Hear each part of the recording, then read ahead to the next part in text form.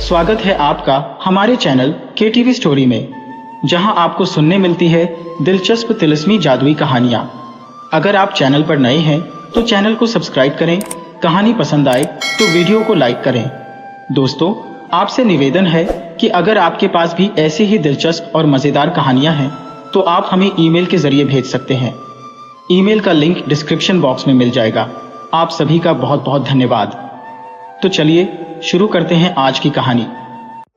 बहुत समय पहले चीन के एक गांव में एक दिन एक अजनबी आए। एक बच्चा जिसका नाम फूनान था, जो अपने माता पिता के साथ गांव के बाहर फार्म में रहता था, सबसे पहले उस अजनबी से मिला। उसे लगा कि वो शायद एक घुमक्कड़ सन्यासी थे। वैसे भी उसने कहानियां सुन रखी थी, एक सन्यासी जो जादू कर सकते हैं। उस अजनबी को अचानक अपने सामने पाकर फूनान डर गया, लेकिन अजनबी का हाव भाव बहुत ही शांत और उदारतापूर्ण था। फूनान ने विनम्रता पूर्वक उनका अभिवादन किया। वृद्ध अजनबी ने कहा, कुछ समय रहने के लिए यह जगह अच्छी प्रतीत होती है। क्या तुम बता सकते हो कि मैं कहाँ सो सकता हूँ? फूनान ने उन्हें एक वीरान कुटिया दिखाई जो गांव की सीमा पर स्थित थी। वहां वृद्ध ने अपने लिए घास फूस का बिस्तर बना लिया और दीवार पर एक कागज लटका दिया, जिसमें बड़ी और बेढंगी लिखाई में कुछ शब्द चित्रित किए हुए थे। वृद्ध उस झोपड़ी में निवास करने लगे। फूनान और उसके मित्र कुटिया की खिड़की से भीतर झांकते और वृद्ध की नींद से जागने की प्रतीक्षा करते। वृद्ध जब गांव में भिक्षा मांगने जाते तो बच्चों को उनके साथ रहना अच्छा लगता था। वो हमेशा प्रसन्न रहते थे और मौसम की ओर उनका ध्यान कभी न जाता था। वर्षा हो या धूप, वो वृद्ध वही पुराने सैंडल और जीर्ण शीर्ण लबादा पहने रहते थे, क्योंकि सब जानते थे कि घुमक्कड़ सन्यासियों ने निर्धन रहने का संकल्प लिया था। इसलिए गांव वाले प्रसन्नता से उन्हें चावल और सब्जियां दे देते थे। फूनान ने उन्हें आगाह कर दिया था कि वह उस जिले के सबसे धनी व्यक्ति कंजूस किसान वो के पास कभी न जाए। जो भिक्षुक अंतिम बार उनके घर गया था, किसान वो ने उस पर अपने कुत्ते छोड़ दिए थे। फूनान ने बताया, क्योंकि बच्चे अक्सर उनके साथ रहते थे, इसलिए उन्हें ही सबसे पहले पता चला कि वृद्ध सन्यासी के पास कुछ अनोखी शक्तियां थी। एक सुबह वृद्ध ने देखा कि टोकरी बनाने वाले के बेटे ने एक पिंजरा पकड़ रखा था, जिसके अंदर एक चिड़िया बंद थी। बेचारा पक्षी फड़फड़ा रहा था और पिंजरे की छड़ों से बार बार टकरा रहा था। अगर तुम पक्षी को छोड़ दो तो मैं तुम्हें एक जादू दिखाऊंगा, वृद्ध ने उससे कहा। आश्चर्यचकित लड़के ने सिर हिलाकर हामी भर दी। वृद्ध कुटिया के अंदर गए और एक काला कपड़ा, एक कलम कागज और एक ब्रश लेकर बाहर आए। उन्होंने काला कपड़ा पिंजरे के ऊपर लपेट दिया। जब वह स्याही में पानी मिला रहे थे, तब बच्चे उन्हें चुपचाप देख रहे थे। उन्होंने झटपट ब्रश चलाया और पिंजरे में कैद पक्षी का चित्र बना दिया। चित्र इतना सजीव थे कि बच्चों को लगा कि अभी गाने लगेगा। चित्र में उन्होंने पिंजरे को दरवाजा खोला। चित्रित क्या था? तभी चित्र में बना पक्षी चहचहाने लगा।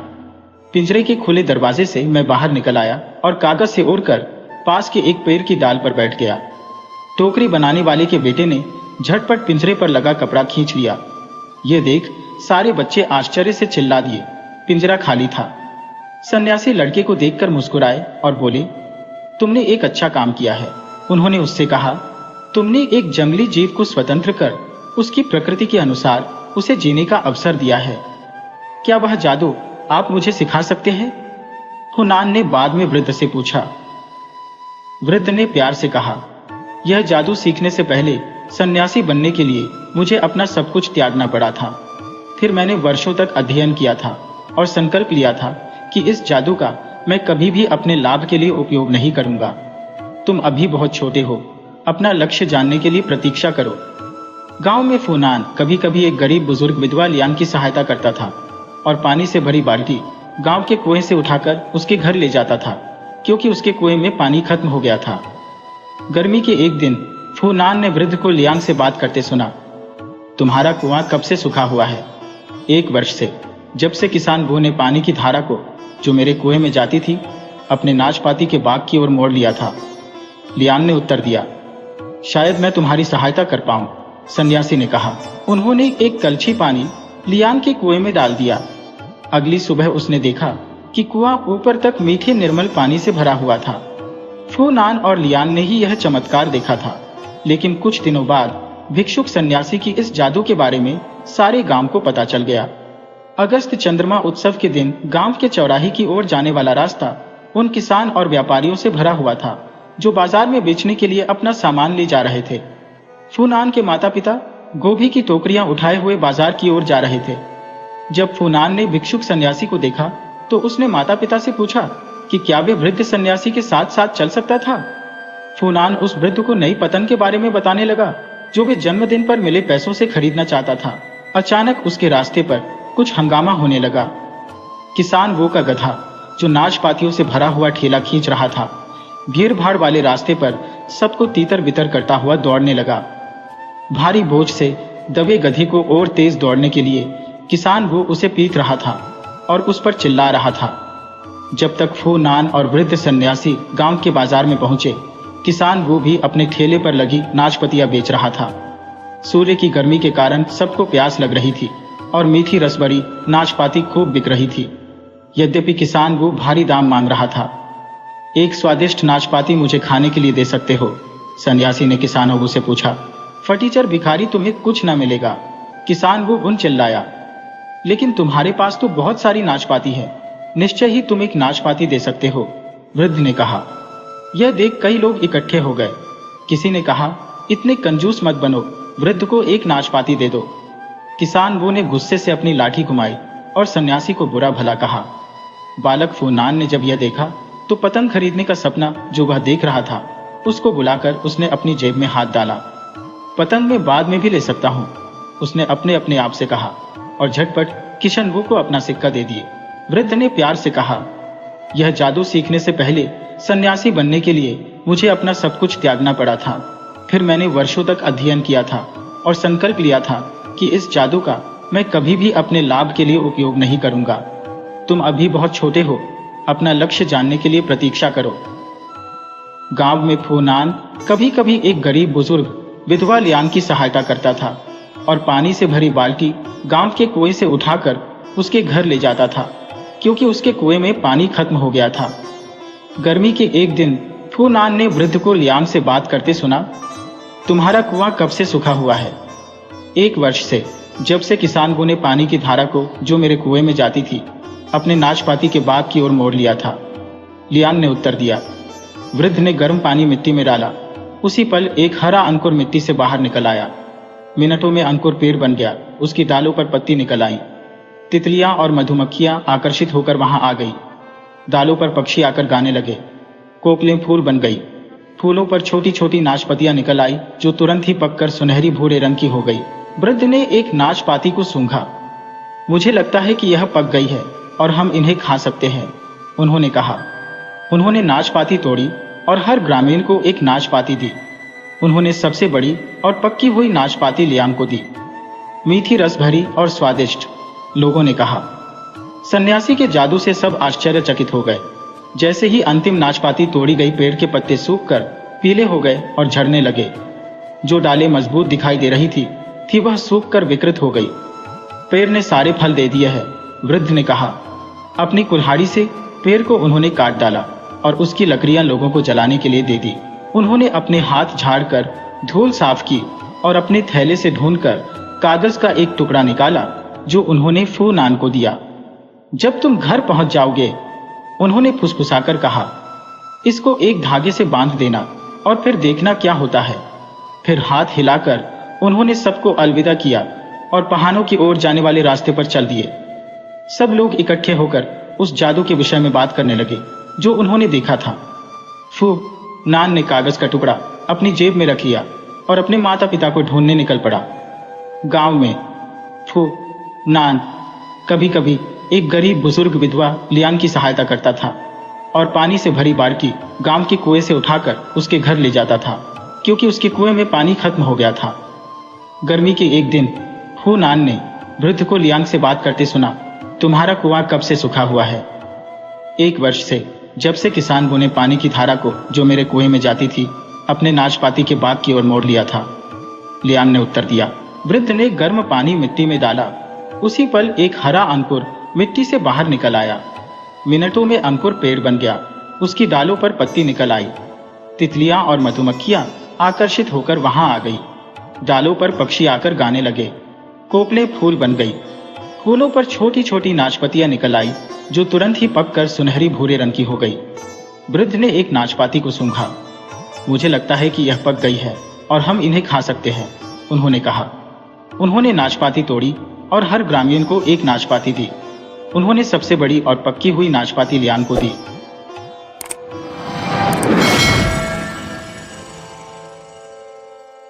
एक बार की बात है कि एक जगह एक बड़ी उम्र की रानी रहती थी।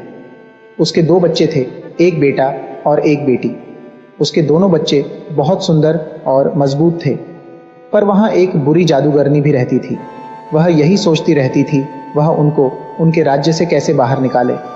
सो एक दिन वह रानी माँ के पास गई और बोली, प्रिय बहन, मैं तुम्हें यह अंगूठी देती हूँ, इसको अपने बेटे की उंगली में पहना देना। इससे वह बहुत दयालु और अमीर हो जाएगा। इसके अलावा उसको किसी ऐसी लड़की से शादी करनी चाहिए जिसकी उंगली में यह अंगूठी फिट आ जाए। रानी माँ ने उसका विश्वास कर लिया और वह अंगूठी लेकर बहुत खुश हो गई। जब वह मर रही थी तो उसने अपने बेटे से कहा कि वह किसी ऐसी लड़की से ही शादी करे जिसकी उंगली में यह अंगूठी फिट आ जाए। समय गुजरता गया, लड़का बड़ा होता गया। जब वह आदमी हो गया तब उसने अपनी शादी के लिए लड़की देखना शुरू किया। बहुत सारी लड़कियां उसे अच्छी लगीं, पर जैसे ही वह उस अंगूठी को उनकी उंगली में पहना कर देखता तो देखता कि किसी की उंगली में तो वह ढीली है तो किसी की उंगली में वह आ ही नहीं रही है। बेचारा क्या करता। वह अब गांव-गांव, शहर घूमने लगा। इस बीच उसने बहुत सारी सुंदर सुंदर लड़कियां देखी, पर उसको अपनी वाली कहीं नहीं मिली। उदास सा वह घर लौट आया। एक दिन उसकी बहन ने पूछा, भैया क्या बात है, तुम इतने उदास क्यों हो? सो उसने उसको अपनी समस्या बताई। अंगूठी देखते ही वह बोली, अरे तुम्हारी यह अंगूठी तो बहुत अच्छी है, मैं पहन कर देखूं। कहकर उसने उसे अपनी उंगली में पहन कर देखा तो वह उसकी उंगली में बिल्कुल फिट आ गई, न छोटी न बड़ी। ओह बहन, तो तुम ही मेरी पत्नी हो जो मेरे लिए बनी है। उफ, यह तो बहुत ही अजीब सा विचार है, यह तो पाप है। पर लड़का जो कुछ वह कह रही थी उसकी बात उसे सुनाई ही न दे। वह तो खुशी के मारे नाच उठा। वह बोला कि बस अब तुम शादी के लिए तैयार हो जाओ। उसकी बहन बहुत जोर जोर से रोने लगी। घर के सामने चली गई और वहां दहलीज पर बैठकर रोने लगी। उधर से 2 भिखारी जा रहे थे तो उसने उनको कुछ खाने पीने के लिए दिया। उन्होंने उसको रोते देखा तो उससे पूछा कि बेटी क्यों रोती हो, तुम हमें बताओ तो सही। उसने उनको सब बता दिया। वे बोले, अब तुम्हें रोने की ज़रूरत नहीं है, अब जैसा हम कहते हैं तुम वैसा ही करो। तुम 4 गुड़िया बनाओ और उनको कमरे के चारों कोनों में रख दो। जब तुम्हारा भाई तुमको शादी के लिए बुलाए तो चली जाना, और अगर वह तुमको दुल्हन वाले कमरे में बुलाए तो उससे थोड़ा सा समय मांगना। भगवान पर विश्वास रखना और हमारी सलाह मानना। कहकर वे चले गए। भाई और बहन की शादी हो गई। अब भाई ने दुल्हन के कमरे में पहुंचकर उसको पुकारा, आओ बहन आओ। बहन बोली, मैं अभी आती हूँ, जरा मैं अपने कान के बुंदे उतार लूं। तभी कमरे के चारों कोनों में रखी हुई 4 गुड़ियों ने गाना शुरू कर दिया। कूकू राजकुमार, डेनिलो, कूकू गोवोरिलो, कूकू यह एक भाई है, कूकू जो बहन से शादी कर रहा है, कूकू धरती फट जाए, कूकू और बहन उसमें समा जाए। तभी धरती ऊपर को उठी और धीरे से बहन को निगल गई। भाई फिर चिल्लाया, बहन आओ, इस पंख के बिस्तर पर आओ। बहन फिर बोली, 1 मिनट में जरा अपनी कमर की पेटी निकाल रही हूँ। तभी कमरे के चारों कोनों में रखी हुई 4 गुड़ियों ने फिर गाना शुरू कर दिया। कूकू राजकुमार डेनिलो, कूकू गोवोरिलो, कूकू ये एक भाई है, कूकू जो बहन से शादी कर रहा है, कूकू धरती फट जाए, कूकू और बहन उसमें समा जाए। इस बार उसका केवल सिर ही बाहर दिखाई देता रहा, बाकी की वह पूरी की पूरी जमीन के अंदर धंस गई। भाई फिर चिल्लाया, बहन आओ, इस पंख के बिस्तर पर आओ। बहन बोली, बस 1 मिनट में अपने जूते उतार लूं। गुड़ियां फिर गाने लगी और इस बार वह सारी की सारी धरती में समा गई। भाई चिल्लाता रहा, चिल्लाता रहा, चिल्लाता रहा। जब वह काफी देर तक नहीं आई तो वह बहुत गुस्सा हो गया और उसको लाने के लिए भागा तो उसने देखा कि कमरे में तो कोई नहीं था, केवल 4 गुड़ियां रखी हुई थीं कमरे के चारों कोनों में। वे अभी भी गा रही थीं। उसने उनके सिर आपस में टकराए और उनको आग में फेंक दिया। उधर बहन धरती के अंदर चलती चली गई तो उसको एक झोंपड़ी दिखाई दी जो एक मुर्गे की टांग पर खड़ी हुई और चारों तरफ घूम रही थी। उसको देखकर वह चिल्लाई, ओ झोंपड़ी रुक जा, तू अपना पीठ जंगल की तरफ करके खड़ी हो जा। उसके ये कहते ही झोंपड़ी अपनी पीठ जंगल की तरफ करके खड़ी हो गई और दरवाज़ा खोल दिया। उसमें से एक बहुत सुंदर लड़की निकली जो सोने और चांदी के तारों से कोई कपड़ा बुन रही थी। उसने अपने मेहमान को बहुत प्रेम से नमस्कार किया, पर एक लंबी सांस लेकर बोली, मेरी प्यारी बहन, मैं तुझे देखकर बहुत खुश हूँ और तेरी देखभाल करके और भी ज़्यादा खुश होती, पर केवल तब तक के लिए जब तक मेरी माँ यहाँ नहीं है। पर जैसे ही वह उड़कर यहाँ आएगी तो बस यह जान लो कि तुम्हारे और मेरे दोनों के लिए दुखदाई होगी, क्योंकि वह एक जादूगरनी है। लड़की ने जब यह सुना तो वह तो बहुत डर गई, पर वह वहाँ से कहीं भाग नहीं सकी। सो वह उसके पास ही बैठ गई और दूसरी लड़की के काम में सहायता करने लगी। वे काम भी करती रहीं, साथ में बातें भी करती रहीं। जैसे ही दूसरी लड़की की माँ के आने का समय हुआ तो उसने अपने मेहमान को एक सुई में बदल दिया। उसको एक कपड़े में लगाकर एक तरफ को रख लिया। जैसे ही उसने यह किया कि बाबा यागा अंदर घुसी। आते ही वह बोली, मेरी सुंदर बेटी, मेरी प्यारी बच्ची, मुझे यह तो बता, तेरे कमरे में रूसी की हड्डियों की बू कहाँ से आ रही है? लड़की बोली, माँ, अभी थोड़ी देर पहले ही यहाँ कुछ अजीब आदमी पानी पीने के लिए रुके थे, तो तूने उन्हें पकड़कर क्यों नहीं रखा? माँ, वे बहुत बूढ़े थे, तुम्हारे दांतों के लिए बहुत सख्त थे। बाबा यागा बोली, ठीक है, पर आगे से अगर कोई आए तो तू उसको पकड़ कर रखा कर और उसको कभी मत जाने दिया कर।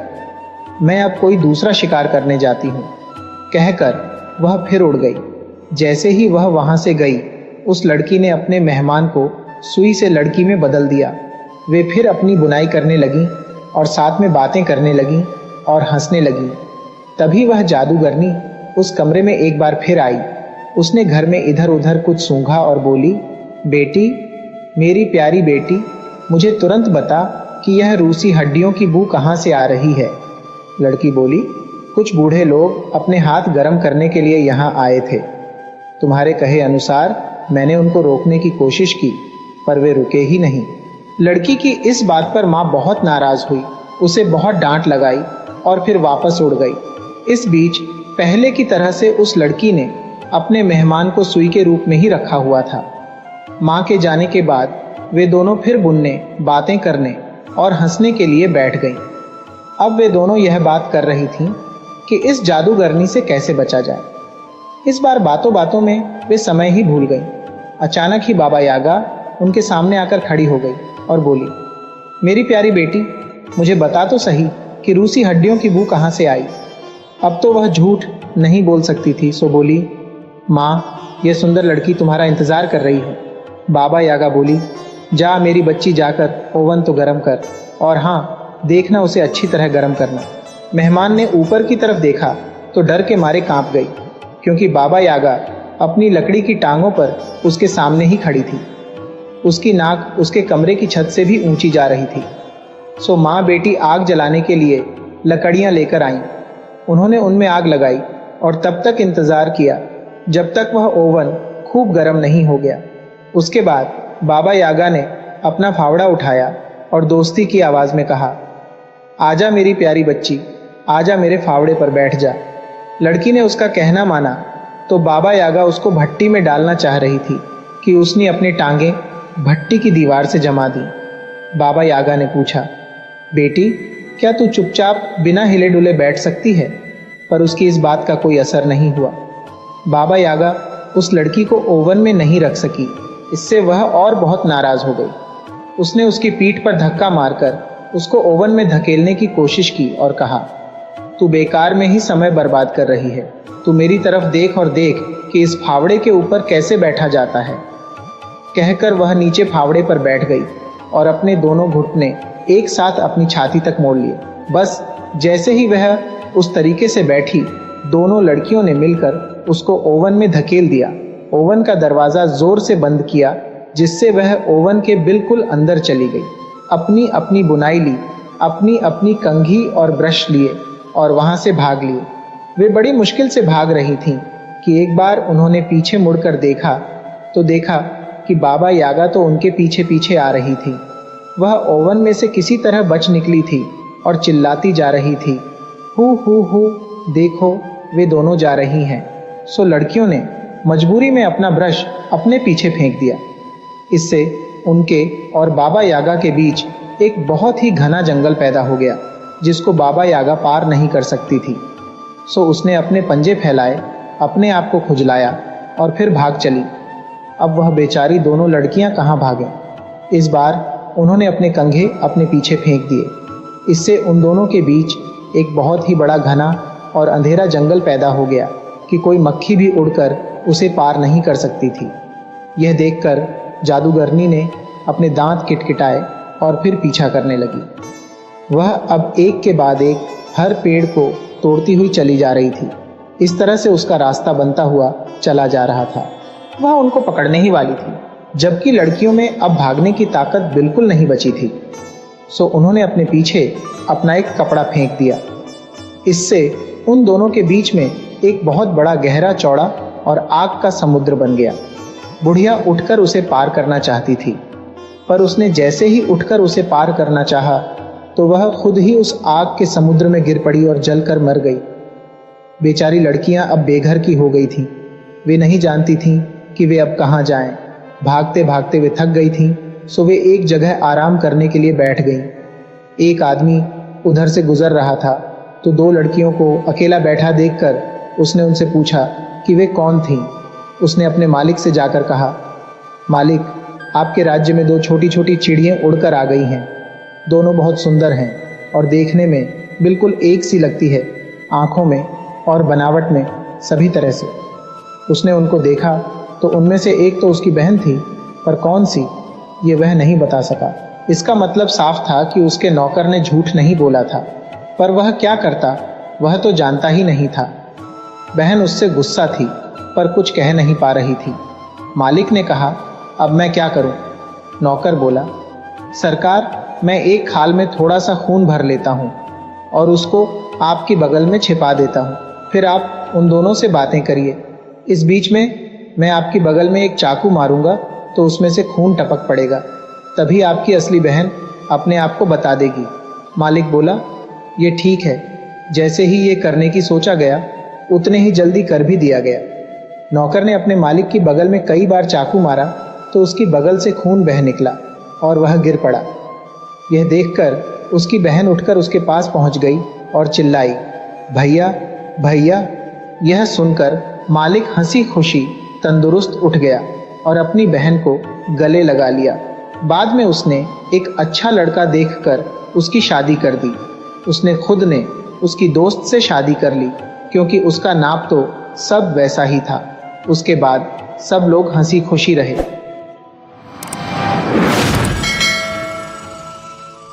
कच्छ के एक गांव में एक युवक रहता था जिसका नाम था अली। अली बढ़ई का काम करता था। गांव के सब लोग उसे बहुत प्यार करते थे।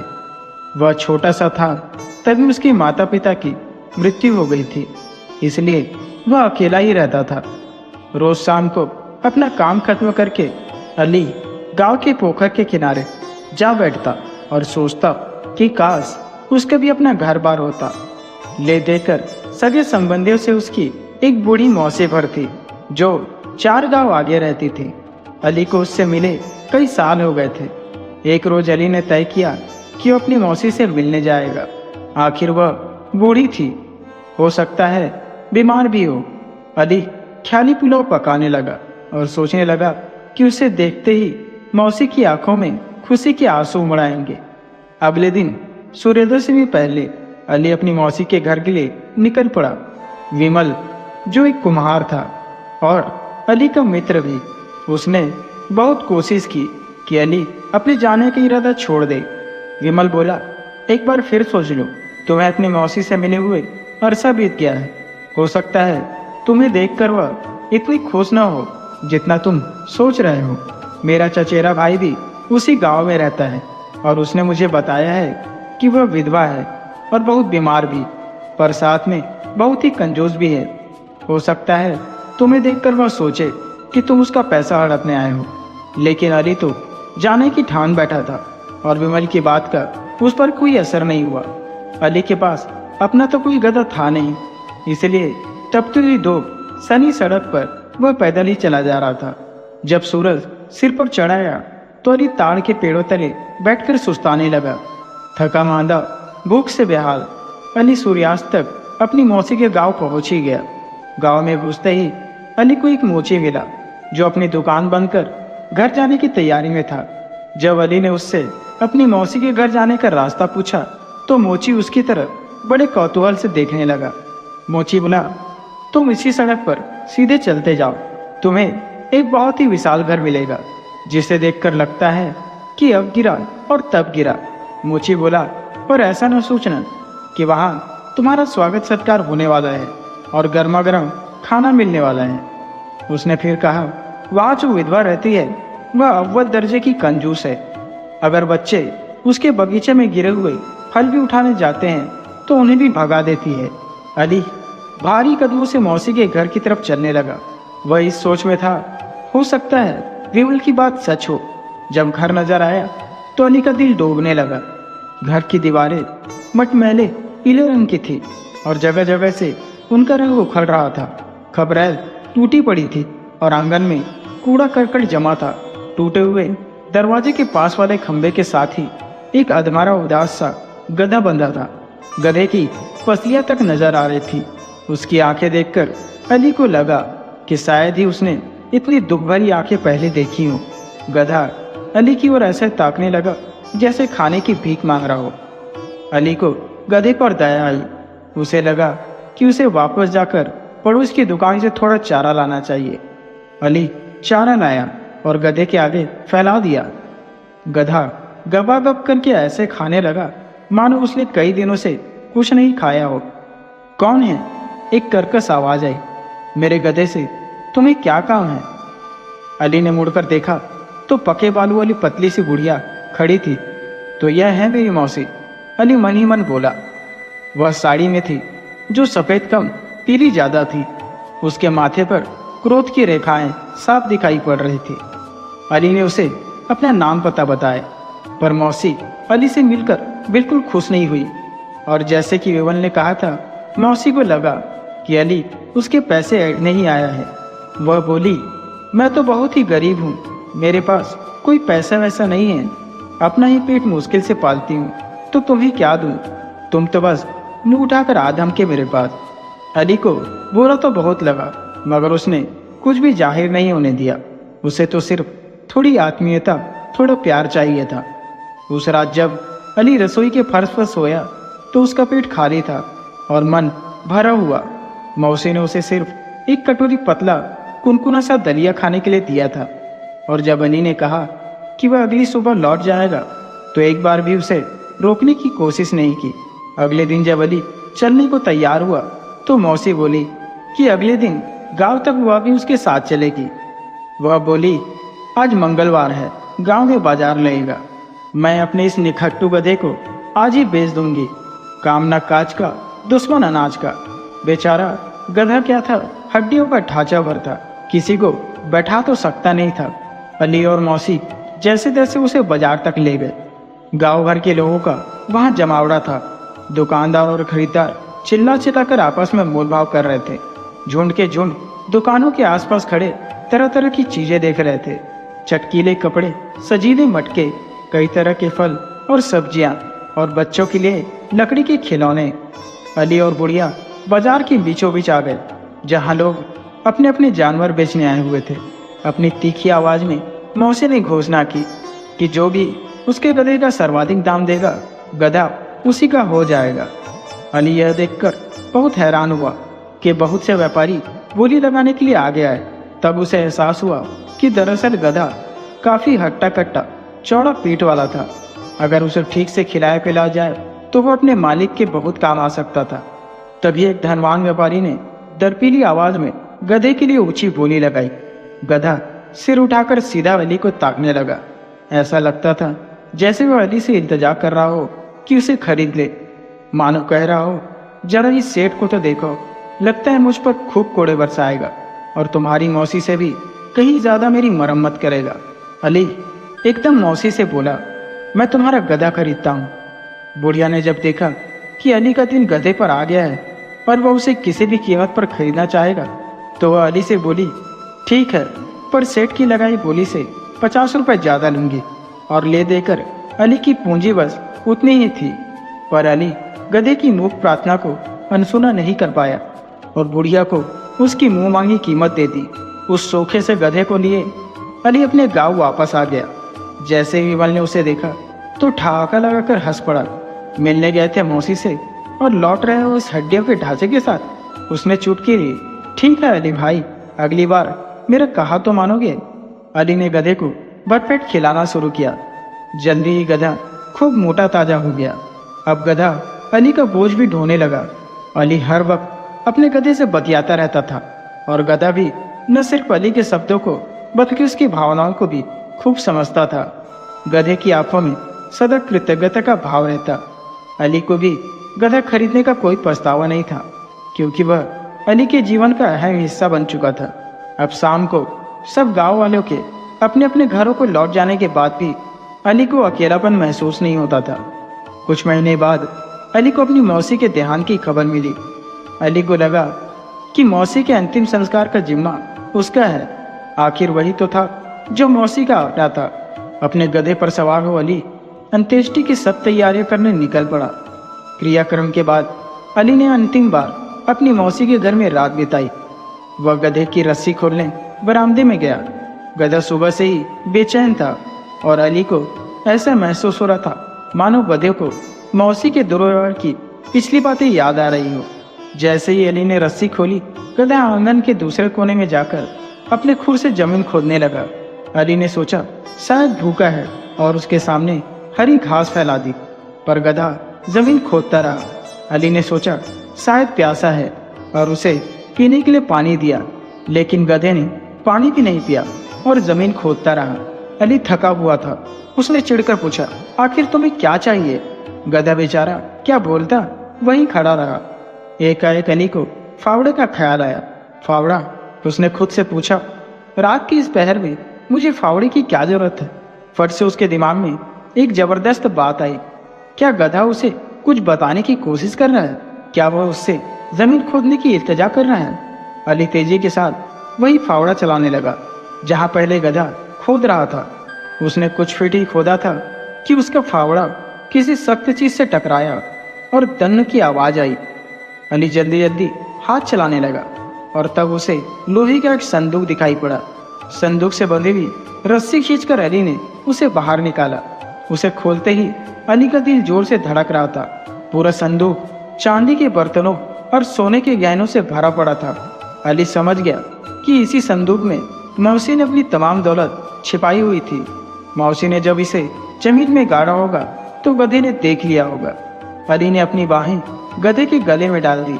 मेरे दोस्त, वह प्रफुल्लित होकर बोला, तुम्हारा शुक्रिया कैसे अदा करूं?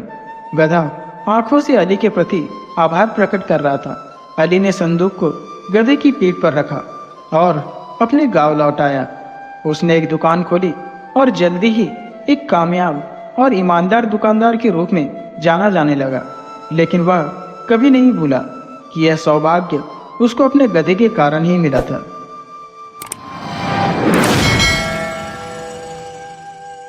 बहुत पहले की बात है। एक गांव में एक बूढ़ा और बुढ़िया रहते थे। उन्हें एक बेटा था। उन्होंने उसका नाम चतुर रखा था। वे बहुत गरीब थे। चतुर बहुत कम ही उम्र का था तभी उसके माता पिता मर गए। छोटी उम्र में ही चतुर को नौकरी करनी पड़ी। गांव के कुछ दयालु लोगों ने चतुर की मदद करनी चाहिए, परंतु स्वाभिमानी चतुर को वह मंजूर नहीं था। उसने किसी की दया नहीं चाहिए। एक आदमी के यहाँ गया और उससे नौकरी के लिए बोला। उस आदमी ने उसे 1 पैसा वार्षिक की नौकरी पर रख लिया। चतुर को खुशी हुई कि वह अपने पांव पर खड़ा है। खाने कपड़े के साथ वर्ष में 1 पैसे की मजदूरी की। नौकरी पाकर उसने संतोष की सांस ली। चतुर खूब लगन से काम करके अपने मालिक को खुश रखने की चेष्टा करता। समय बीतने लगा। 3 वर्ष बीत गए। उसे अपने गांव के साथी याद आने लगे, अपना घर याद आने लगे। उसने अपने मालिक से अपनी मजदूरी के 3 पैसे लिए और अपने गांव की ओर चल पड़ा। उसने कुछ महीनों की छुट्टी ले ली थी। रास्ते में उसे एक बूढ़ा मिला। चतुर को देखकर उस बूढ़े ने गिड़गिड़ाकर कहा, सुनो बालक, मैं कई दिनों से भूखा हूँ, मुझे कुछ खाने के लिए दो, नहीं तो मैं भूख से मर जाऊंगा। बूढ़े की बात सुनकर चतुर ने बहुत नम्र स्वर में कहा, मेरे पास खाने के लिए कोई वस्तु नहीं है, मैं क्या दूं? मेरे पास मेरी कमाई के 3 पैसे हैं, यही ले लो और कुछ खरीद कर खा लो। उसने अपनी जेब से 3 पैसे निकालकर उसे दे दिए। चतुर ने जैसे ही आगे बढ़ना चाहा, वैसे ही उसने देखा कि उस बूढ़े के चेहरे पर बड़ी बड़ी मूछें निकल आई है। यह देखकर चतुर को होश उड़ गया। वह पीपल की पत्ती की तरह थर थर कांपने लगा। उसे भयभीत देखकर उस आदमी ने कहा, डरते क्यों हो? आदमी को हिम्मत से काम लेना चाहिए। मैं तुम्हारी दया की भावना से बहुत खुश हूँ। बिना लोभ रखे तुमने अपनी पूरी कमाई के पैसे मुझे दे दिए। 3 पैसे की जगह मैं भी तुम्हें 3 चीजें देता हूँ, आओ मेरे साथ चलो। त्याग करना बहुत बड़ी बात होती है। चतुर डरते डरते उस आदमी के साथ चलने लगा। अपने घर ले जाकर उस आदमी ने चतुर को एक सारंगी दी। बताया कि इसे तुम जैसे ही बजाओगे तो लोग नाचने लगेंगे। एक तीर धनुष देकर कहा, तुम जिस पर निशाना लगाओगे वह खाली नहीं जाएगा और तीर लौटकर तुम्हारे पास आ जाएगा। तीसरी चीज थी सच्चाई। उस आदमी ने वरदान में सच्चाई दी और बताया कि तुम जो कहोगे लोग उसी बात को सच मान लेंगे। तीनों चीजें देकर वह आदमी गायब हो गया। चतुर पहले तो बहुत घबराया, लेकिन फिर उसने हिम्मत से काम दिया। थोड़ी देर वह वहीं रुका रहा। इसके बाद चतुर वहां से आगे बढ़ा। वह गायब हुआ आदमी काफी देर तक वापस नहीं लौटा। चतुर ने कुछ देर जाने पर देखा कि एक व्यापारी पेड़ की छाया में विश्राम कर रहा है। उस पेड़ पर एक खूबसूरत सी चिड़िया बैठी थी। उसे देखकर व्यापारी का मन ललचा उठा। उसने कहा, ओह, कोई उस चिड़िया को मेरे लिए मार देता तो मैं उसे ढेर सारे रुपए देता। चतुर ने कहा, आप चिंता मत कीजिए, और उसने निशाना साध कर तीर मारा। वह चिड़िया झाड़ी में गिर गई।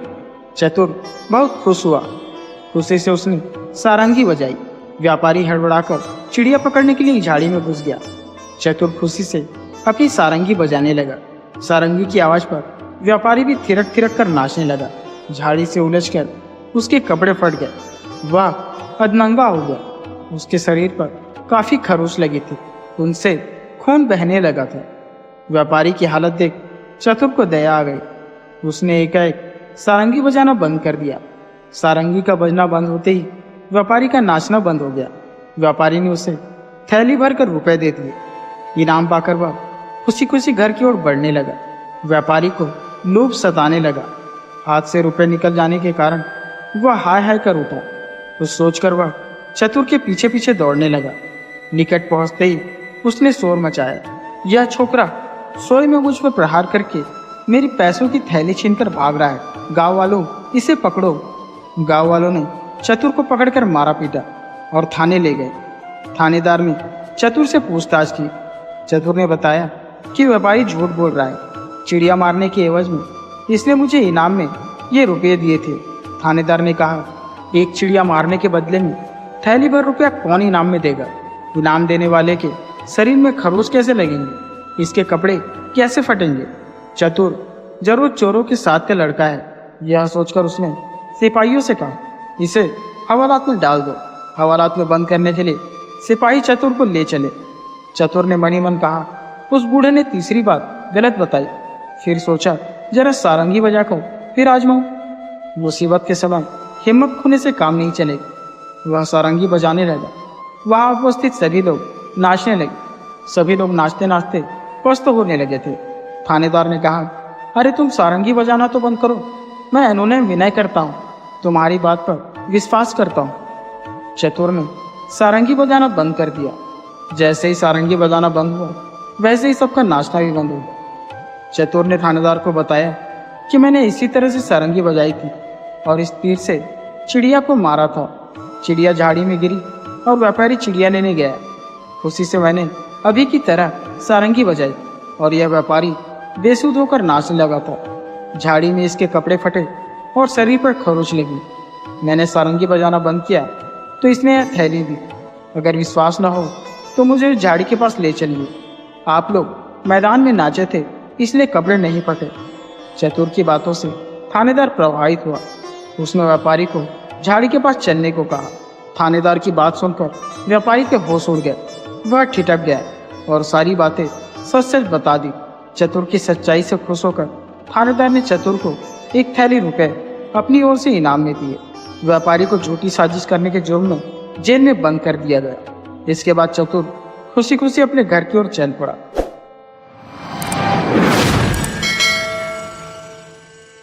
एक बार की बात है कि रूस देश में एक बूढ़े पति पत्नी रहते थे।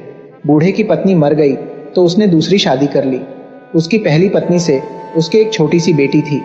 उस बेटी की सौतेली माँ उसको बिल्कुल भी नहीं चाहती थी। वह उसको बहुत मारती थी और हमेशा यही सोचती रहती कि कैसे वह उसको जान से मार दे। एक दिन उस लड़की का पिता कहीं बाहर गया हुआ था तो उसकी सौतेली माँ ने उससे कहा, तुम अपनी आंटी यानी मेरी बहन के घर जाओ और उससे सुई धागा ले आओ। मैं तुम्हारे लिए एक पोशाक बनाना चाहती हूँ। अब उसकी यह आंटी बाबा यागा थी। यह लड़की बेवकूफ़ नहीं थी, सो वह पहले अपनी असली आंटी के पास गई और बोली, good morning aunty. Good morning बेटी। कहो कैसे आना हुआ? माँ ने मुझे अपनी बहन के पास सुई धागा लाने के लिए भेजा है ताकि वह मेरे लिए एक पोशाक बना दे। तब उसकी आंटी ने उसे बताया कि उसकी यह आंटी बाबा यागा है और वहाँ जाकर उसको क्या करना चाहिए। उसने कहा, बेटी उसके घर के पास में एक बिरछ का पेड़ खड़ा है। वह तुमको तुम्हारी आंख पर मारेगा, इसलिए तुम उसके तने के चारों तरफ एक रिबन बांध देना। इसके अलावा उसके घर के दरवाजे छू छू करेंगे और अपने आप ही जोर जोर से खुलेंगे और बंद होंगे। इसके लिए तुम उनके कब्जों में थोड़ा सा तेल डाल देना तो वे चुप रहेंगे। वहाँ कुछ कुत्ते होंगे जो तुमको फाड़ कर रख देंगे। तुम उनको यह डबल रोटी फेंक देना तो वे तुमको खाएंगे नहीं। वहाँ एक बिल्ली है जो तुम्हारी आंख निकाल लेगी, उसको तुम यह सूअर का मांस खिला देना, इससे वह भी चुप रहेगी। कहकर उसकी आंटी ने उसको एक रिबन, थोड़ा सा तेल, कुछ डबल रोटी और सूअर का मांस दे दिया। लड़की ने ये सब चीज़ें ली और बाबा यागा के घर की तरफ चल दी। चलते चलते वह उसके घर आ गई। उसने देखा कि वहाँ एक मकान खड़ा हुआ है और उसमें पतली पतली टांगों वाली बाबा यागा बैठी बैठी कुछ बुन रही है। लड़की उस मकान के अंदर आई और बोली, good morning aunty. Good morning बेटी, आओ कैसे आना हुआ? लड़की बोली, माँ ने मुझे आपसे सुई धागा लाने के लिए भेजा है ताकि वह मेरी एक पोशाक सिल सके। बाबा यागा बोली, ठीक है, तब तक तुम यहाँ बैठो और यह बुनो, मैं तुम्हारे लिए सुई धागा लाती हूँ। लड़की बुनने के लिए खड्डी के पीछे बैठ गई और कपड़ा बुनने लगी। बाबा यागा उस लड़की को वहीं छोड़कर बाहर चली गई और अपनी नौकरानी से बोली, ज़रा जाकर नहाने का पानी गर्म कर दो और मेरी भांजी को नहला दो। हाँ, ध्यान रखना कि उस पर तुम कड़ी नज़र रखो, मैं उसका नाश्ता करना चाहती हूँ। पर लड़की उस खड्डी के पीछे इतनी डरी हुई बैठी थी कि वह जिंदा कम और मरी हुई ज्यादा लग रही थी। उसने डरते हुए बाबा यागा की नौकरानी से कहा, देखना, आग जलाने वाली लकड़ी को थोड़ा गीला कर देना ताकि वे कम जले। और हाँ, देखो, नहाने का पानी भी छलनी में भर कर लाना ताकि उसको लाने में तुमको देर लगे। और इसके बदले में उसने उस नौकरानी को एक रुमाल भेंट में दिया। बाबा यागा ने कुछ देर इंतजार किया और फिर खिड़की पर आकर अपनी भांजी से पूछा, बेटी क्या तुम अभी भी बुन रही हो? क्या तुम अभी भी बुन रही हो बेटी? लड़की ने जवाब दिया, हाँ आंटी, मैं अभी भी बुन रही हूँ। बाबा यागा ये सुनकर चली गई।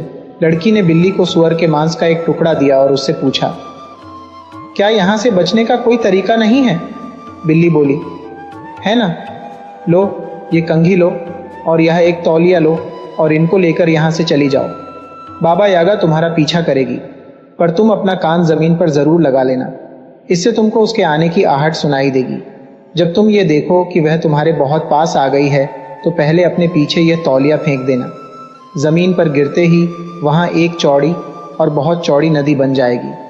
वैसे तो बाबा यागा उस नदी को ही पार नहीं कर पाएगी, पर अगर उसने वह नदी को पार कर भी ली और तुमको पकड़ने की कोशिश की तो तुम फिर से ज़मीन पर कान लगा लेना।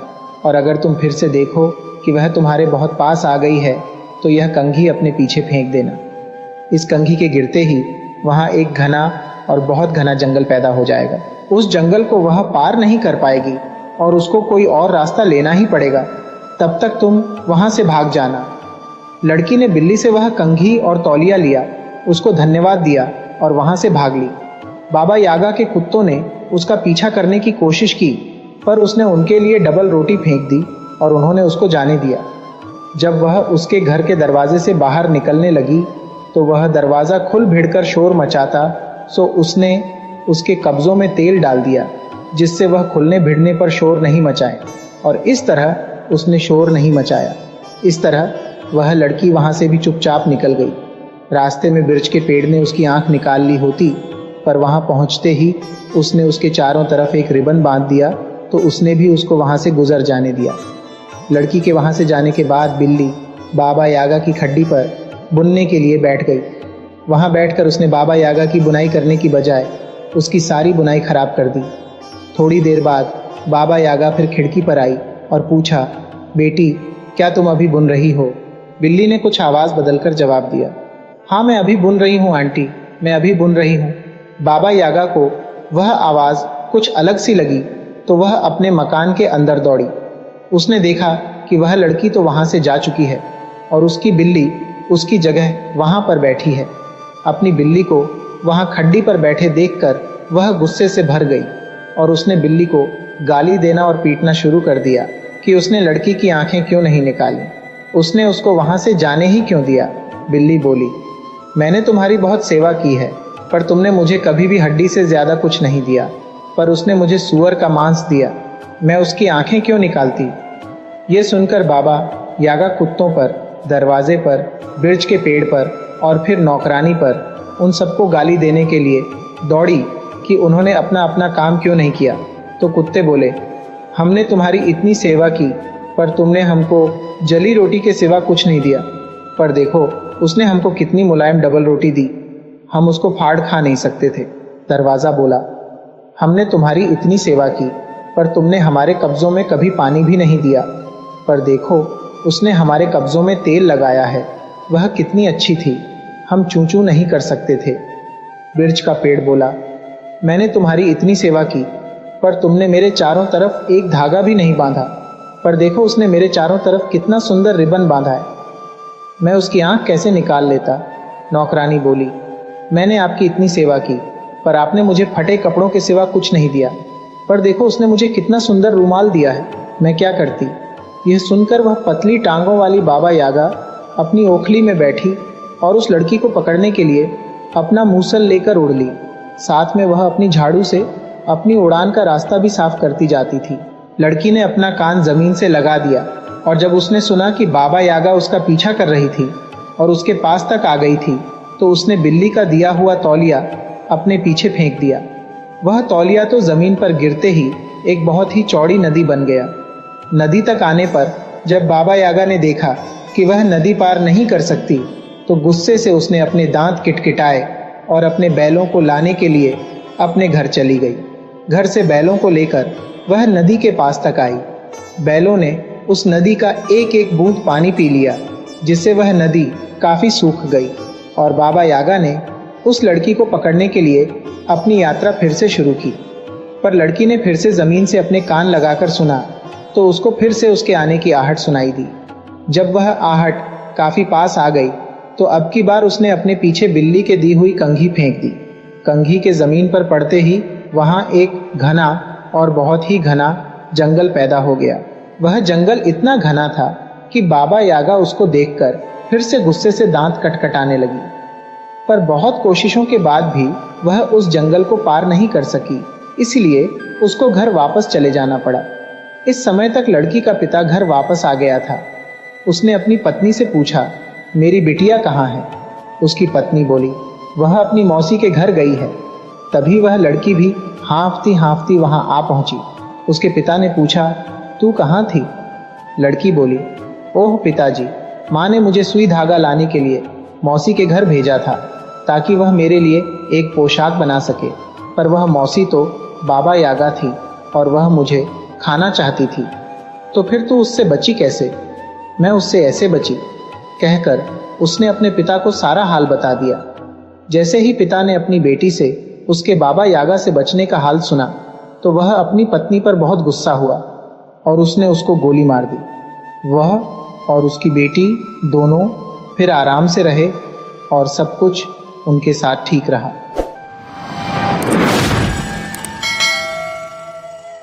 किसी समय एक राजा था। उसके एकलौता पुत्र का नाम कारा था और कालांतर में राजा अतिशय दरिद्रता से घिर गया। बस उसकी स्थिति भिखारी से थोड़ी ही बेहतर रह गई थी। एक दिन जब कारा कुछ बड़ा हो, चरवाहा का काम करने के लायक हो गया, तो राजा ने उसे बुलाया और कहा, मेरे बेटे, अभी मैं निर्धन हूँ, परंतु कभी मैं भी धनी हुआ करता था।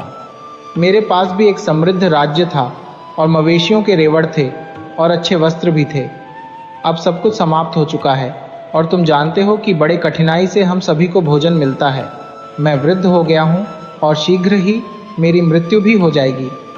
इससे पहले कि मैं तुम्हें छोड़कर इस दुनिया से चला जाऊं, मैं तुमको एक परामर्श देना चाहता हूं। इस दुनिया में बहुत से राजा हैं, राजा के ऊपर राजा हैं। जब मेरी मृत्यु हो जाएगी तो क्या तुम किसी शक्तिशाली राजा का आश्रय स्वीकार करोगे? घर में भोजन की कोई पर्याप्त व्यवस्था न होने के कारण कारा को पड़ोस के राजा के यहाँ बकरियों को चराने का कार्य करने की विवशता थी।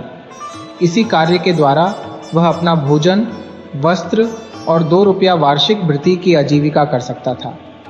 इसके कुछ दिनों के पश्चात उसके पिता का निधन हो गया और कारा अपने नियोक्ता राजा के पास गया और अपने पिता का श्राद्ध कर्म आदि करने हेतु उसने राजा से कुछ रुपया ऋण स्वरूप देने की मांग की और राजा को यह वचन दिया कि जब तक कि उनसे ली गई ऋण का भुगतान नहीं कर देता है, वह उनका कार्य करता रहेगा। इस प्रकार राजा ने कारा को 5 रुपए नगद अग्रिम और 5 रुपए मूल्य के चावल ऋण स्वरूप दिए, जिससे कि कारा ने अपने पिता के अंत्येष्टि भोज का प्रबंध कर सका। 5 या 6 दिनों के बाद उसकी माता की भी मृत्यु हो गई और वह पुनः राजा के पास गया और उनसे पुनः 10 रुपए की मांग की। सर्वप्रथम राजा ने पैसे देने से मना कर दिया, परंतु कारा के अनुनय विनय करने एवं उसके यह वचन देने के बाद कि यदि वह इस ऋण का चुकारा नहीं कर पाएगा तो आजीवन राजा के यहाँ अपनी सेवा देते रहेगा। तब राजा ने उसे और अतिरिक्त 10 रुपए ऋण दिए और इस प्रकार कारा ने अपनी माता के मृत्यु भोज का भी आयोजन किया। किंतु राजा के सभी 7 लड़के अपने पिता से इस बात पर अति अप्रसन्न थे कि उन्होंने एक ऐसे व्यक्ति को क्यों 20 रुपए उधार दे दिए हैं, जिससे कि रुपए वापस मिलने की संभावना कदापि नहीं है। वे लोग कारा को पैसे लेने के कारण घुड़की भी दिया करते थे और उसको उलझन में डाल रखा था। तब उसकी स्मृति में अपने पिता का कथन याद आया। उन्होंने कहा था कि संसार में बहुत से राजा हैं, राजा के भी राजा हैं, और कारा ने किसी अन्य बड़े राजा के परिचर्या में जाने का निर्णय लिया और वहाँ से निसृत हो लिया।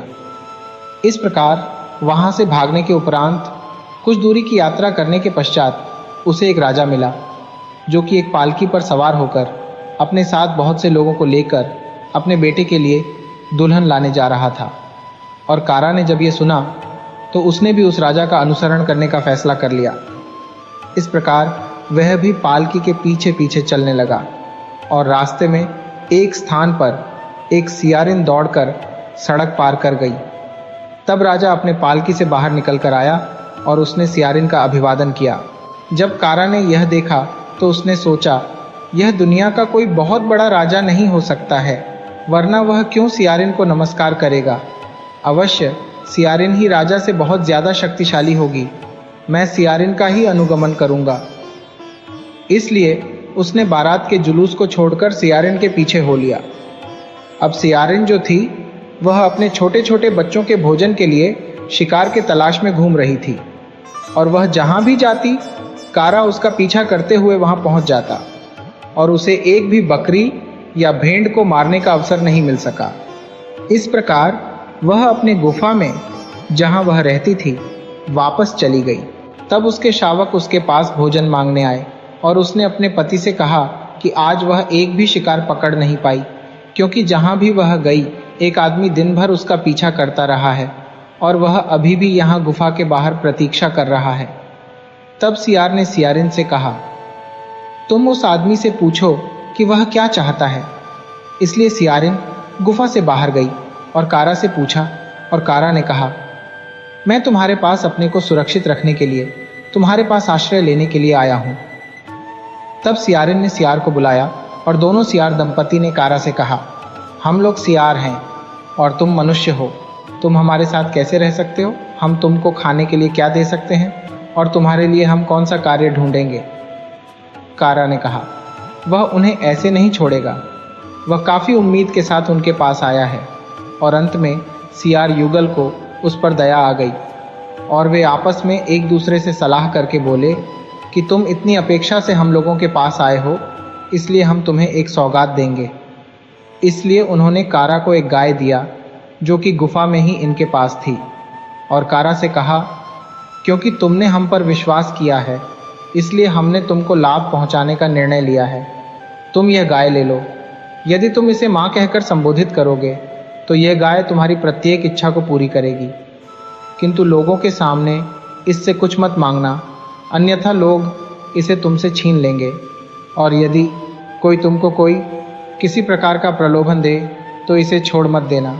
तब कारा ने उनको धन्यवाद दिया और उनसे आशीर्वाद ग्रहण कर गाय को लेकर अपने घर की ओर चल पड़ा। रास्ता में जब वह तालाब के नज़दीक आया तो उसकी इच्छा स्नान करने और फिर भोजन करने की हुई। जब वह स्नान कर रहा था तो उसने एक महिला को तालाब के दूसरे किनारे पर कपड़ा साफ करते देखा, लेकिन उसने सोचा कि वह महिला उस पर ध्यान नहीं देगी, इसलिए वह गाय के पास गया और कहा, माँ, मुझे बदलने के लिए दूसरा कपड़ा दो। उसके बाद गाय ने वमन करके कुछ नए वस्त्र दे दिए और वह उसको पहन लिया और अब वह बहुत भला लग रहा था। तब उसने गाय से कुछ थाली और बर्तन की मांग की और गाय ने उसे दे दिए। तब उसने गाय से कुछ रोटी और सूखे चावल मांगे और उसने जो भी मांगा था उनको खा लिया और गाय से कहा कि थाली और बर्तन उसके लिए रख ले, और गाय उन सभी को पुनः निगल गई। अब वह महिला जो कि तालाब के दूसरे किनारे पर थी यह सब कुछ होते हुए देखा था और भागकर अपने घर गई और अपने पति से जो देखा था वह सारा वृतांत कह सुनाया। और पत्नी ने पति से जिद किया कि किसी भी प्रकार वह उससे वह जादुई गाय प्राप्त कर ले। यद्यपि उसका पति इस पर भरोसा नहीं किया, किंतु इस घटना का परीक्षण करने का सोचा। इस प्रकार वे दोनों कारा के पास गए और उससे पूछा कि वह कहाँ जा रहा है, और उन्होंने कारा को रात्रि भोजन और रात में अपने घर में ठहरने और उसके गाय को खाने के लिए घास देने का प्रस्ताव दिया। कारा ने उनके निमंत्रण को स्वीकार कर लिया और उनके घर चला गया, और वहाँ उन्होंने कारा को सोने के लिए अपना अतिथि कक्ष दिया और पूछा कि वह क्या खाना चाहेगा, किंतु कारा ने कहा कि वह रात में भोजन नहीं करेगा। कारा चाहता था कि जब घर के सभी लोग सो जाएंगे तब वह गाय से भोजन मांग लेगा। तब दोनों पति और पत्नी ने एक योजना बनाई और यह दिखावा किया कि उन दोनों में बड़ा ही उग्र झगड़ा हुआ है, और दोनों एक दूसरे को कुछ देर तक गाली गलौज देने के बाद पति गुस्से में तमक कर घर से बाहर चला गया और यह दिखावा किया कि वह घर से भाग गया है। लेकिन कुछ दूर जाने के पश्चात वह दबे पांव चुपके से अतिथि कक्ष में लौट आया। छत पर एक छकड़ा गाड़ी का ऊपरी भाग रखा हुआ था। वह उसी छकड़ा गाड़ी के ऊपरी भाग में चढ़कर अपने आप को छुपा लिया। कारा को इसके बारे में कुछ पता नहीं चला। जब कारा ने सोचा कि घर के सभी लोग सो गए हैं तो उसने गाय से कुछ भोजन सामग्री मांगी और उत्तम भोजन बनाकर खाया और सोने चला गया। वह आदमी जो कि ऊपर छुपा हुआ था वहाँ से सब कुछ देख रहा था, और उसने यह पाया कि उसकी पत्नी ने जो कुछ भी बताया था वह सत्य था। इसलिए मध्य रात्रि में वह छकड़ा गाड़ी जहाँ वह छुपा हुआ था उससे नीचे उतरा और कारा के जादुई गाय को अपने साथ ले गया और ले जाकर उसे अपने गायों बीच उसी रंग के गाय से मिलता जुलता रंग के गाय के साथ बदल कर रखा दिया। अगले दिन प्रातःकाल में कारा जगा और अपने गाय के पगहा को खोलकर आगे की यात्रा करने के लिए जाना चाहा, किंतु गाय ने कारा का अनुकरण नहीं किया। तब कारा ने देखा कि यह गाय तो दूसरी है, बदली हुई है, और उसने आतिथेय को बुलाया और उस पर गाय के चोरी का आक्षेप लगाया। उस व्यक्ति ने इस अभियोग को अस्वीकार कर दिया और उससे कहा कि किसी भी ग्रामीण से पूछ लो जिसने कारा को कल यहाँ गाय को लाते हुए देखा हो। अब किसी ने कारा को कल गाय लाते नहीं देखा था, लेकिन कारा इस बात पर दृढ़ रहा कि उसकी गाय बदल दी गई है, और वह गांव के प्रधान और ग्रामीणों को इस विषय के निराकरण के लिए बुलाने गया। लेकिन चोर ने 100 रुपये ग्राम प्रधान को एवं ग्रामीणों को 100 रुपये रिश्वत दिए और इस बात के लिए उनको राजी कर लिया कि वे निर्णय उसके पक्ष में देंगे। इस प्रकार जब ग्राम प्रधान एवं ग्रामीण फैसला करने आए तो उन्होंने कारा से कहा कि आज प्रातः काल में उसे जो गाय रस्सी से बंधी मिली है वही गाय उसकी है, वह उसे अपने साथ लेकर चला जाए। कारा ने इस निर्णय का प्रतिरोध किया और कहा अब वह उसको बुलाएगा जिससे उसने यह गाय लिया है, और वह उसी गाय को इंगित करते हुए अपना बताते हुए कहा कि इसे ही लेकर यहाँ से जाएगा। उनको यह भी कहा कि जब वह यहाँ से जाएगा उतने देर के लिए यह गाय उनकी जिम्मेदारी में है, और वह तेजी से सियारों के गुफा की ओर चल पड़ा। सियारों को किसी प्रकार यह ज्ञात हो चुका था कि कारा के पास से गाय ठग ली गई है, और उन्होंने मिलते ही कहा अच्छा, तुमने अपने गाय को खो दिया है। और कारा ने जवाब दिया कि वह उन्हें अपने एवं ग्रामीणों के मध्य हुए विवाद में न्यायाधीश बनाकर ले जाने हेतु आया है। इसलिए दोनों सियार कारा के साथ गांव चले गए, और कारा सीधे ग्राम प्रधान के पास यह कहने के लिए चला गया कि वह सभी ग्रामीणों को इकट्ठा कर ले। इस बीच दोनों सियार एक पीपल के पेड़ के नीचे चटाई बिछाकर पान चबाते हुए बैठ गए, और जब ग्रामीण जमा हो गए तब सियार ने बोलना आरंभ किया और कहा, यदि एक न्यायाधीश रिश्वत लेता है तो उसके वंश के कई पीढ़ी को इहलोक एवं परलोक दोनों में विस्ता खाना पड़ेगा, लेकिन यदि वह प्रजा के बीच अपराध स्वीकरण कर लेता है तो उसे इस सजा से मुक्ति मिल सकती है। यही हमारे पूर्वजों ने कहा है, और जो व्यक्ति किसी को धोखा देता है तो उसे नरक में जाना पड़ेगा, यह भी पूर्वजों ने कहा है। अब तुम सभी इस विषय में ईमानदारी से जांच करो। हम लोग ईश्वर के समक्ष निष्पक्षतापूर्ण न्याय करने की शपथ लेंगे, और शिकायतकर्ता और अभियोगी को भी यह शपथ लेना होगा। यह सुनकर ग्राम प्रधान का अंतःकरण व्यथित हुआ, और उसने स्वीकार किया कि उसने 100 रुपये रिश्वत लिया है, और ग्रामीणों ने भी स्वीकार की, उनको 100 रुपये रिश्वत दिया गया है। तब सियार ने अभियुक्त से पूछा कि उसको इस पर क्या कहना है, किंतु वह अडिग रहा कि उसने गाय को नहीं बदला है। तब सियार ने कहा कि यदि वह कसूरवार साबित हो जाता है तो वह क्या क्षतिपूर्ति देगा। उस व्यक्ति ने कहा वह इसका दुगना भुगतान करेगा। तब सियार ने गांव वालों को गवाह बनाया कि इस व्यक्ति ने अपने लिए क्या सजा तय किया है, और सियार ने प्रस्ताव रखा कि वह और उसकी पत्नी दोनों सियार मवेशियों के समूह में जाएंगे, और यदि वे उस गाय को पहचान लेते हैं जिसे कि कारा अपना बताता है तो यह निश्चित प्रमाण होगा कि वही गाय कारा का है। इसलिए दोनों सियार जाकर और गाय को चुनकर बाहर ले आए, और ग्रामीण अचंभित हो चिल्ला उठे, यही न्याय है, वे इतनी दूर से आए हैं और एक बार में ही गाय को पहचान लिया। वह आदमी जिसने की चोरी की थी उसके पास देने के लिए अब कोई जवाब नहीं था। तब सियार ने कहा, तुमने स्वयं ही वादा किया था कि द्विगुणित दंड दोगे। तुमने 100 रुपया प्रधान को और 100 रुपया ग्रामीणों को दिया, और जिस गाय को तुमने चुराया था उसका मूल्य 200 रुपया है, सब मिलाकर के 400 रुपया हुआ। इस प्रकार तुमको 800 रुपया दंड देना होगा। और उस व्यक्ति को 800 रुपया दंड देना पड़ा, और सियार ने सब पैसा ग्रामीणों में वितरित कर दिया, केवल 10 रुपया कारा को दिया और अपने लिए कुछ नहीं रखा। तब कारा और सियार गाय को साथ लेकर विदा हुए, और गांव से बाहर निकलने के पश्चात सियार ने दोबारा कारा को सतर्क किया कि किसी के सामने गाय से कुछ भी न मांगे, और विदाई लेकर अपने घर के लिए रवाना हो गया। कारा अपना यात्रा जारी रखा, और शाम को वह आम के एक बड़े बगीचा में पहुंचा, जहां रात्रि विश्राम के लिए कई गाड़ीवान पहले से ठहरे हुए थे। इसलिए कारा उन गाड़ीवानों से थोड़ी दूरी पर एक पेड़ के नीचे रुक गया, और अपनी गाय को एक पेड़ के जड़ से बांध दिया। शीघ्र ही आंधी आ गई, और सभी गाड़ीवान अपने अपने गाड़ियों के नीचे आश्रय लिए, और कारा ने गाय से एक तंबू की मांग की, और वे दोनों रात में उस तंबू में रहे। पूरी रात बड़े जोरों की वर्षा होती रही, और प्रातः काल में गाड़ीवानों ने तंबू देखा, और उन्हें काफ़ी आश्चर्य हुआ यह कहाँ से आया, और वे इस निष्कर्ष पर आए कि यह गाय ने ही दिया होगा, यह गाय जादुई है। इसलिए उन्होंने गाय को चुरा लेने का मन बनाया। कारा को दिन में, जबकि सभी गाड़ीवान वहीं आसपास ही थे, गाय से तंबू को निगल जाने के लिए कहने की हिम्मत नहीं हुई। इसलिए वह अगले दिन और रात तक वहीं रुका रहा और गाय को तंबू से अलग रखा। जब कारा को नींद आ गई तो कुछ गाड़ीवान आए और गाय को लेकर चले गए, और उसके स्थान पर एक बछड़ा सहित दूसरी गाय को रख दिए और उन लोगों ने उस जादुई गाय को आम के गठरी से लदे छकड़े के गठरी के पीछे छिपा दिया। प्रातःकाल कारा ने अचानक देखा कि क्या घटना घटी है और वह गाड़ीवानों के पास जाकर पूछा और उन पर चोरी का दोषारोपण किया। वे सभी इस मामले में किसी प्रकार की जानकारी के होने से इनकार किया और कहा कि वह चाहे तो अपनी गाय को खोज ले। इसलिए वह छावनी में खोजने लगा, लेकिन गाय को नहीं खोज पाया। तब वह गांव के प्रधान को और चौकीदार को कहा, वे भी नहीं खोज पाए और कारा को सलाह दिया कि उसी गाय और बछड़ा को रख ले। ये दोनों पहले वाली अकेली गाय से तो अच्छे हैं, लेकिन उसने वर्जित कर दिया और कहा कि वह दंडाधिकारी के पास अभियोग लगाएगा और उसने प्रधान से वचन लिया कि जब तक वह वापस आ नहीं जाता है वह इन गाड़ीवानों को यहाँ से जाने नहीं देगा।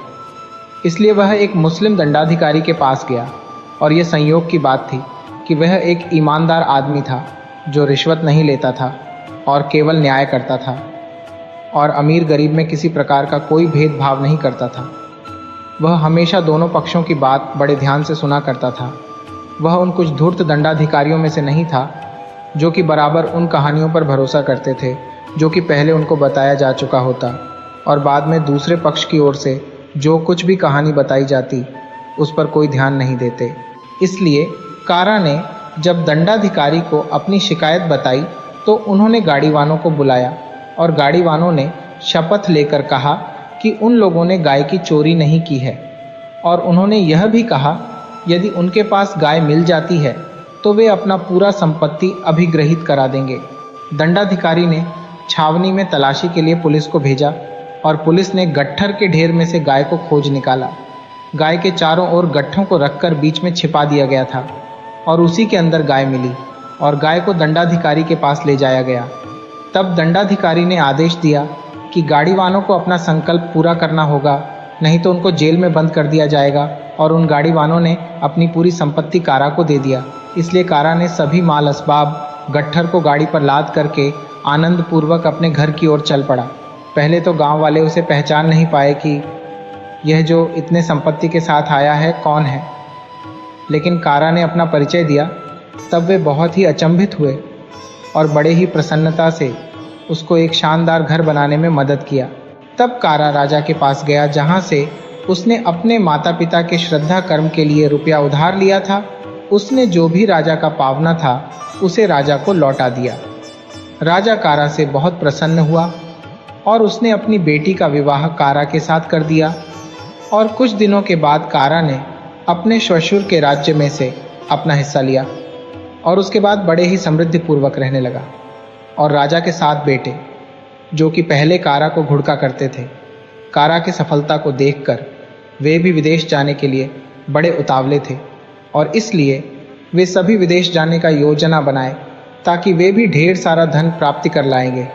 इसलिए वे अपने पिता से कुछ पैसे लेकर चल पड़े, लेकिन उन्होंने पूरे पैसों का अपव्यय कर उसे समाप्त कर दिया और बिना एक भी पैसा उपार्जित किए वापस अपने पिता के पास चले आए। कहानी का अभिप्राय, विश्वास सबसे बड़ा धन है। राजा गिफाड़ एक शांतिपूर्ण और शक्तिशाली राज्य पर शासन करते थे। उनकी प्रजा उन्हें पूजती थी और पूरी तरह उन पर विश्वास करती थी। साम्राज्य बहुत सुखी था। राजा का एक युवा पुत्र राजकुमार जोनाश था। बुद्धिमान, प्रतिभाशाली और खूबसूरत युवक जोनाश कुछ दिनों से गहरी अप्रसन्नता की स्थिति में था। अनेक प्रयासों के बाद भी राजा समझ नहीं पा रहा था कि उसका पुत्र हर समय इतना दुखी क्यों रहता है। राजकुमार अक्सर अपने कमरे की खिड़की के पास बैठकर शून्य दृष्टि से खिड़की से बाहर देखता रहता। उसे अपने आसपास घट रही घटनाओं में कोई दिलचस्पी नहीं थी। भव्य समारोहों और शाही उत्सवों में भी वह अप्रभावित सा रहता। राजा गिफाड़ बहुत दिनों तक यह सहन नहीं कर पाए और उन्होंने अपने पुत्र से यह पूछने का निर्णय किया कि कौन सी बात उसे परेशान कर रही है। जोनाश, कौन सी बात तुम्हें इतना खाए जा रही है? तुम्हारे पास किस चीज़ की कमी है? कौन सी चीज़ तुम्हें इतना परेशान कर रही है? कुछ समय से तुम खुश नहीं हो। मुझे बताओ, मैं तुम्हारी मदद करने की कोशिश करूंगा। युवा राजकुमार ने बस कंधे उचका दिए। क्या किसी हसीना ने तुम्हें सम्मोहित कर लिया है? महल में भटकने की बजाय उसके लिए अपना प्रेम प्रदर्शित करने के इससे बेहतर तरीके हैं। नहीं पिताजी, ये लड़की की बात नहीं है। सच में मैं नहीं जानता कि मैं इतना दुखी क्यों हूँ। मैं किसी चीज़ में खुशी महसूस नहीं करता। मैं खुश रहना चाहता हूँ, लेकिन नहीं जानता कि ऐसा कैसे करूँ। राजा को यह बात समझ नहीं आई, परंतु उसे यकीन था कि यदि राजकुमार ऐसे ही दुखी रहा तो वह जीवित नहीं रह पाएगा। राजा ने महसूस किया कि अब राजकुमार जोनास को चिकित्सा की जरूरत है। उसने अपने बेहतरीन चिकित्सकों, ज्योतिषियों और विद्वानों के लिए एक फरमान जारी किया कि वे बैठकर यह तय करें कि इस स्थिति में क्या किया जाना चाहिए। लगातार 3 दिनों के विचार विमर्श के बाद ज्योतिषियों ने आखिरकार एक हल निकाला। मुख्य ज्योतिषी जांकलो ने कहा, महाराज, हमने इस मुद्दे पर काफ़ी विचार किया है। अपने राजकुमार को सहायता करने के लिए हमें एक ऐसा व्यक्ति खोजना होगा जो पूरी तरह सुखी हो, जो जीवन से पूरी तरह संतुष्ट हो। राजा थोड़ा चौंके। मुझे एक संतुष्ट और सुखी व्यक्ति ढूंढना होगा। हाँ महाराज, और जब आप उस सुखी व्यक्ति को ढूंढ लें, आपको उसकी कमीज अपने बेटे के लिए खरीदनी होगी। इसके बाद सब ठीक हो जाएगा। राजा ने इस पर विचार किया और अंततः इसके लिए तैयार हो गया। उसने पूरे राज्य में इश्तिहार लगवा दिए कि जो भी एक पूर्णतः सुखी व्यक्ति के बारे में बताएगा उसे बड़ा इनाम मिलेगा। उसने घोषणा की और अपने संदेशवाहकों को दूर दूर तक ऐसे व्यक्ति की तलाश में भेजा जिसकी कमीज उसके पुत्र को फिर से जीवंत बना सके। जल्दी ही लोगों ने राजा से मिलने के लिए भीड़ लगाना शुरू कर दिया। राजा के सामने पेश किया जाने वाला पहला व्यक्ति एक पुजारी था। क्या आप सुखी हैं? पुजारी के लिए राजा का प्रश्न सरल और प्रासंगिक था। हाँ महाराज, मैं बहुत सुखी हूँ। ठीक है, तो आप क्या शाही पुजारी बनना चाहेंगे? राजा ने पूछा। यह सुनकर पुजारी का चेहरा चमक उठा। बिल्कुल महाराज, आपकी सेवा करने से अधिक प्रसन्नता की बात कुछ नहीं हो सकती। राजा को क्रोध आ गया। वह गुस्से से चिल्लाया, इससे पहले कि मैं तुम्हें जेल में डलवा दूं, निकल जाओ मेरे महल से। तुम झूठे हो। तुम पूरी तरह संतुष्ट या सुखी नहीं हो। तुम में और अधिक पाने की इच्छा शेष है। मेरे किले से निकल जाओ। तलाश जारी रही, किंतु ऐसा कोई नहीं मिला। 2 सप्ताह बाद एक पड़ोसी राजा के बारे में सूचना मिली, जिसे असाधारण रूप से सुखी व्यक्ति माना जाता था। उसकी एक खूबसूरत रानी और कई राजकुमार थे। उसका कोई शत्रु नहीं था और उसका राज्य शांतिपूर्ण और शक्तिशाली था। राजा ने यह सोचकर कि शायद अब उसको प्रार्थनाओं का फल मिले, अपना दूत उसके पास भेजा। उस राजा ने दूत को बताया, यह सच है कि मेरे पास वह सब कुछ है जो मैं इच्छा कर सकता हूँ। मेरी एकमात्र चिंता यह है कि मैं जल्दी ही मृत्यु को प्राप्त हो जाऊँगा और यह सब खो दूँगा। यह बात मुझे इतनी चिंतित करती है कि यह मुझे रातों को जगाए रखती है। यह सुनते ही दूत को लग गया कि इस राजा की कमीज ले जाने का कोई लाभ नहीं है। दूत से उस राजा का सच जान राजा गिफार्ड बहुत निराश और परेशान हुआ। उसकी समझ में नहीं आ रहा था कि अब वह क्या करे। उसका पुत्र दुख की प्रतिमूर्ति था और राजा उसके लिए कुछ नहीं कर सकता था जब तक कि उसे वह कमीज नहीं मिलती। अपना दिमाग शांत करने के लिए राजा ने शिकार पर जाने का फैसला किया। मैदान में उसने कुछ मीटर दूर एक खरगोश पर तीर चलाया। तीर चौंके हुए खरगोश को केवल स्पर्श करके निकल गया और वह जंगल में भाग गया। खरगोश का पीछा करते करते राजा अपने दल से अलग भटक गया। कुछ मिनटों बाद उसने खरगोश का पीछा करने का इरादा छोड़ दिया और अन्य लोगों के पास लौटने का फैसला किया, लेकिन रास्ते में किसी चीज़ ने उसे रोक लिया। उसकी बाईं ओर से एक अजीब सी आवाज़ आ रही थी। जब वह आवाज़ के पास पहुंचा तो राजा को पता चला कि कोई सीटी बजा रहा था। उसके सामने सरकंडों के बीच एक खूबसूरत युवक लेटा हुआ था। वह युवक पीठ के बल लेटा हुआ आसमान में तैरते बादलों को निहार रहा था। हे युवक, सुनो, क्या तुम देश के राजा के व्यक्तिगत सलाहकार के पद पर नियुक्त होना चाहोगे? राजा ने पूछा। सलाहकार? युवक आराम की मुद्रा में बैठकर अपनी ठुड्डी खुजाने लगा। वह तो बहुत परेशानी वाला पद है। मेरी उसमें कोई दिलचस्पी नहीं है। मैं जैसा हूँ अच्छा हूँ। राजा का चेहरा खुशी से चमकने लगा। उसने स्वीकारा, तुम ही वह सुखी व्यक्ति हो। ईश्वर का शुक्र है कि आखिरकार एक पूरी तरह खुश व्यक्ति मिला। जल्दी से खड़े हो जाओ युवक। राजा उस युवक को अपने सेवकों के पास ले गया। मेरा पुत्र अब बच जाएगा, अब भी मेरे बेटे के लिए उम्मीद बची है। वह युवक की ओर मुड़ा और गर्मजोशी से कहा, तुम मुझसे कुछ भी मांग सकते हो युवक, परंतु मुझे भी तुमसे कुछ चाहिए। युवक ने विचित्र निगाहों से राजा की ओर देखा। आपको मुझसे जो भी चाहिए आप ले लीजिए महाराज। मेरा पुत्र जोनाश मर रहा है और सिर्फ तुम ही उसे बचा सकते हो। यदि मैं तुम्हारी कमीज उसे पहना दूं तो वह बच जाएगा। तुम थोड़ा मेरे समीप आओ।